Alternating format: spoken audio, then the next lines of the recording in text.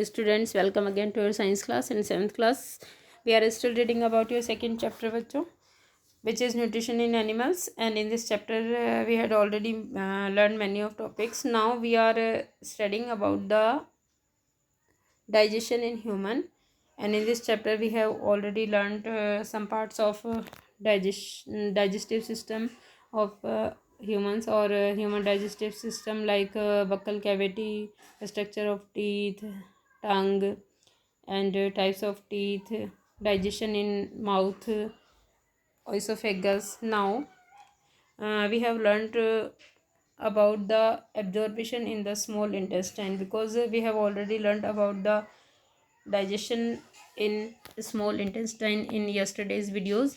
Now जब भोजन जो है वो पचकर तैयार हो जाता है तो उसका क्या होता है, एब्जॉर्बेशन होता है या अवशोषण होता है, तो उसको हम लोग देखेंगे. तो यहाँ पर absorption in the small intestine means छोटी आंत में अवशोषण.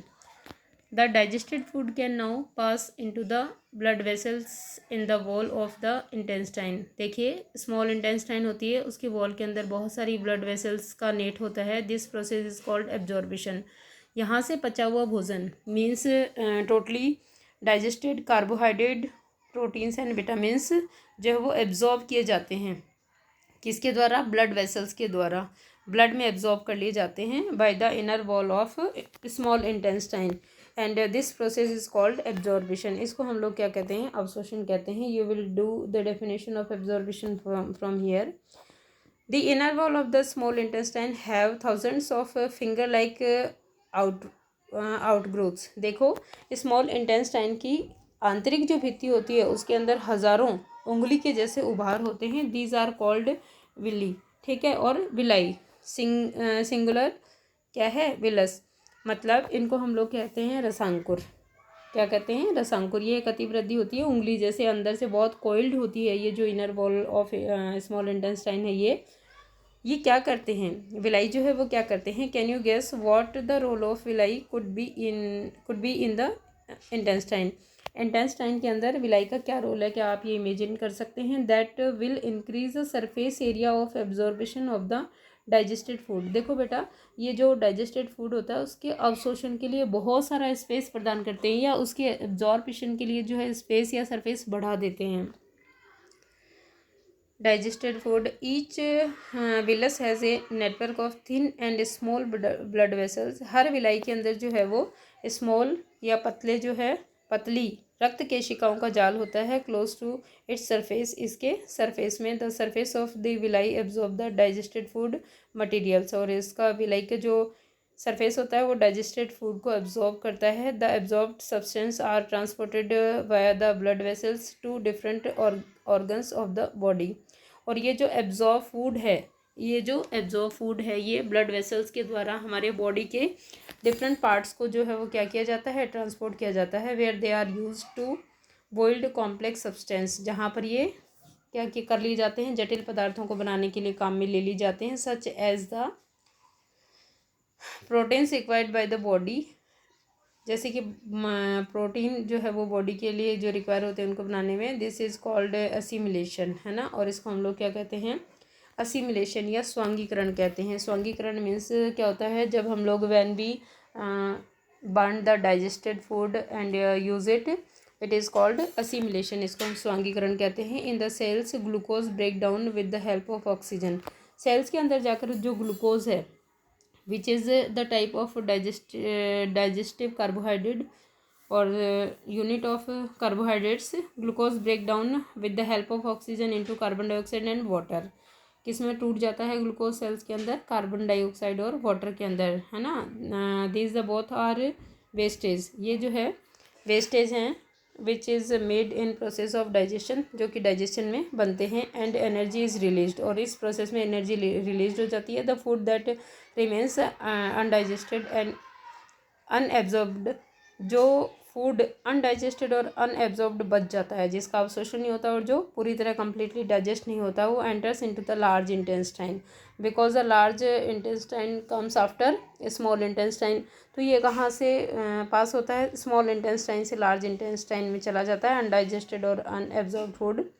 Now in the large intestine the large intestine is wider and shorter than small intestine. Large intestine जो है वो छोटी भी है और चौड़ी है स्मॉल इंटेस्टाइन से। It is about 1.5 metre in length.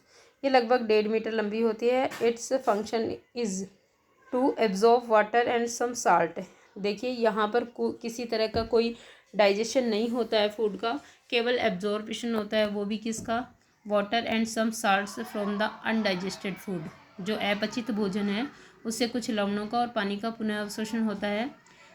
The remaining waste passes into the rectum and remains there as semi solid pieces. ठीक है, अब यहाँ पर जो है इसके अंतिम भाग में है ना, which we can say rectum, जिसको हम मलाशय कहते हैं।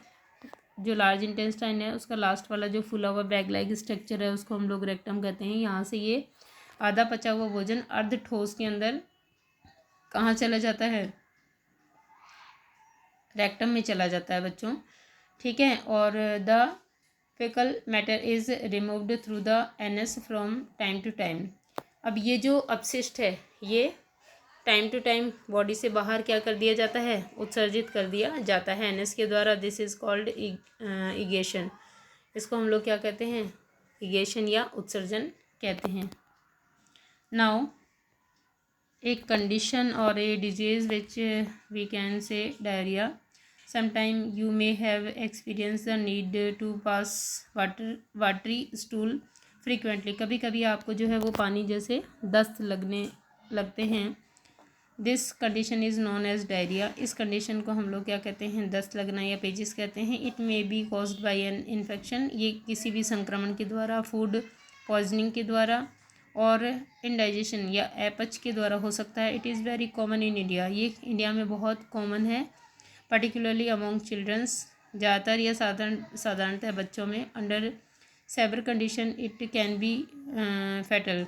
और ये बहुत अधिक दर होती है जब इसकी संक्रमण की, या फिर संक्रमण दर जब इसकी अधिक होती है तो ये क्या हो सकता है, ये डेंजरस हो सकता है। This is because of the excessive loss of water and salt from the body. क्योंकि इसके अंदर जो है वो इस कंडीशन में एक्सेसिव पानी और सॉल्ट जो है वो बॉडी से निकल जाते हैं।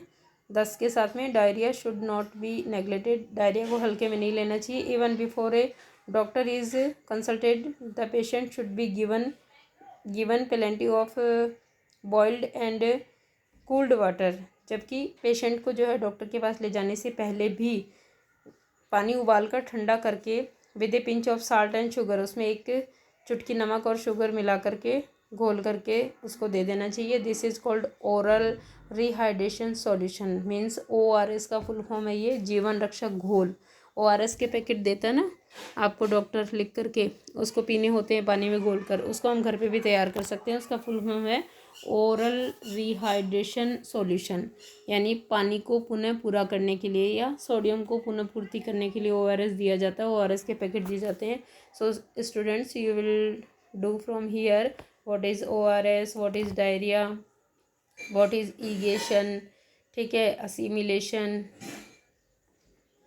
absorption, and what is villi, and you will draw from here the diagram. Look at here, it is a small intestine and it is large intestine, and the last part of large intestine is called a rectum. यहाँ से you will draw in your notebook. Okay students.